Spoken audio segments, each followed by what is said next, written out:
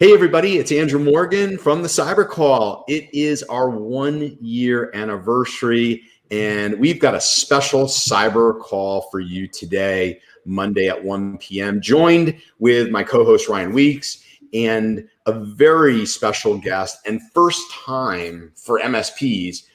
We have Phil Langois from the Verizon Data Breach Investigative Report. Phil, thanks a million for joining us. Really excited. Thank you.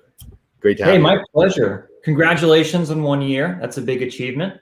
I'm really excited to join and talk about some of the cybersecurity findings we found as part of our yearly report. It's been 14 years we've done this report, and I think there's going to be some very interesting findings that are going to help organizations prioritize their cybersecurity this year. Fantastic. You know, if you're an MSP service provider, Phil, a lot is coming out about that, you know, whether it's CIS or even in the Verizon Data Breach Report. What things should they be queuing into during the call today? Certainly. So I think one of the large themes you have to look at is the relationship between the humans and the technology in play, right? We find that there's a large role in humans in terms for the cybersecurity breach.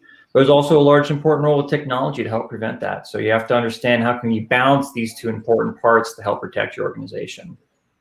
Great. Ryan, you had something for Phil here?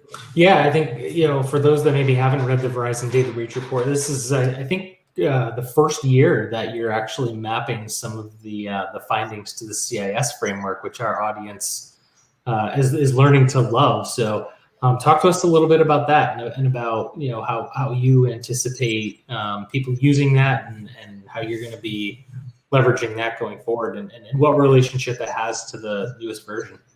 Certainly. So the one of the most complicated parts of writing the report is finding out how do you make it actionable? How do you help organizations take these kind of oblique concepts and these trends in the industry and apply it for themselves? So we actually found a really nice relationship with CIS, which was largely due because I came from CIS prior. So I already had a lot of experience working with the controls. Phyllis Lee, which I believe presented prior, was actually my boss.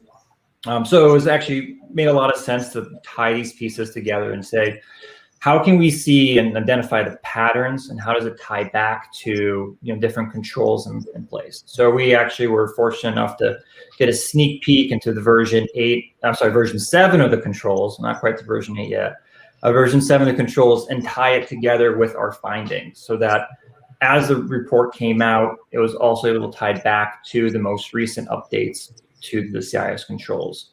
And, you know, really help organizations tie into, you know, what should they be doing? Because at the end of the day, at Verizon, we have a lot of really smart people.